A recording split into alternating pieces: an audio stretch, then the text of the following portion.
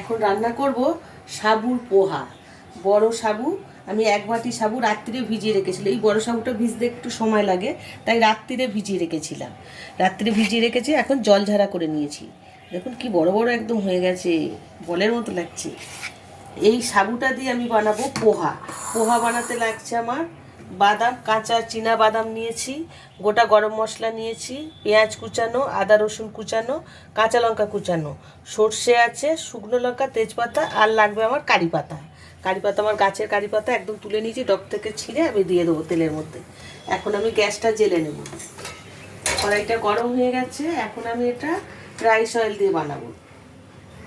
আমার ঘি লাগবে 1 চামচ। ঘিয়ের কথাটা আমি বলতে ভুলে গেছি, কিন্তু ঘি দিতেই হবে। ঘি না হলেই পোহা পোলাও এগুলো ঠিক হয় না। এই তেলটার মধ্যে এখন দেবো আমি 3-4টে গোটা শুকনো লঙ্কা, এটা একটু ঝাল ঝাল ভালো হয়। আর দেবো তেজপাতা, 2-3টে তেজপাতা দিয়ে দিলাম।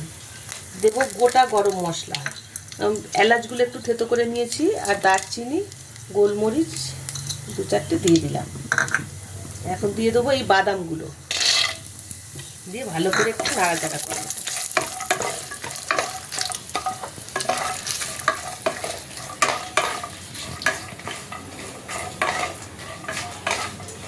এই পোহা খেতে খুব ভালো, চিড়ের পোহা হয়, সাবুরও পোহা হয়।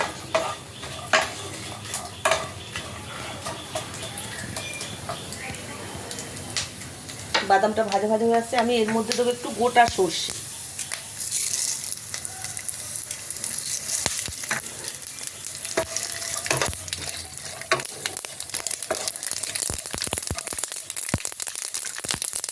এখন দেবো পেঁয়াজগুলো, পেঁয়াজ কুচিয়ে রেখেছি, পেঁয়াজ কুচানোগুলো দিয়ে দিলাম, দিয়ে একটু ভালো করে ভেজে নেবেন সব। আদা রসুন কুচিয়ে রেখেছি অল্প, সেটা দিয়ে দিলাম সব,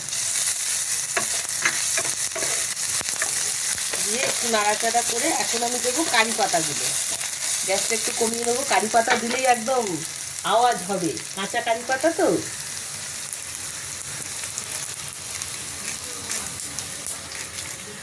একদম গাছ থেকে তুলে এনে ধুয়ে রেখেছি আমি, এটা সমস্ত পাতাগুলো দিয়ে দিলাম। বললাম আওয়াজ হবে।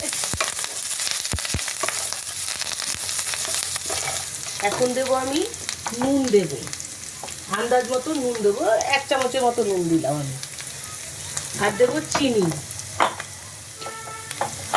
চিনিও 1 চামচের মতো দেবো আমি।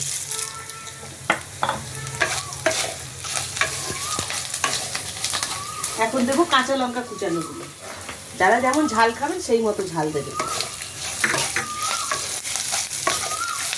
সমস্ত উপকরণগুলো দিয়ে আমি ভালো করে একটু নেড়ে চেড়ে নিলাম।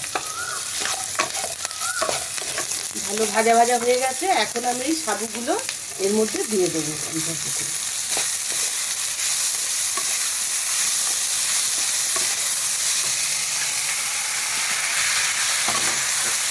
ভালো করে নাড়াচাড়া করে নেব। রেডি হয়ে গেছে সাবুর পোহা। আমি এখন 1 চামচ ঘি দিয়ে এটা নামিয়ে নেব।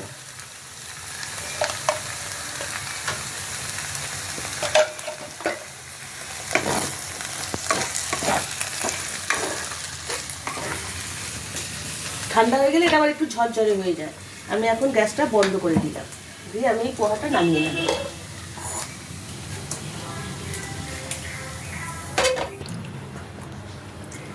রেডি হয়ে গেছে সাবুর পোহা। এরকম বড় সাবু দিয়েও হয়, এটা ছোট সাবু দিয়েও হয়। এটা ঠান্ডা হয়ে গেলে একদম ঝরঝরে হয়ে যাবে, খেতে খুব ভালো হয়। এইভাবে বানিয়ে দেখবেন সাবু।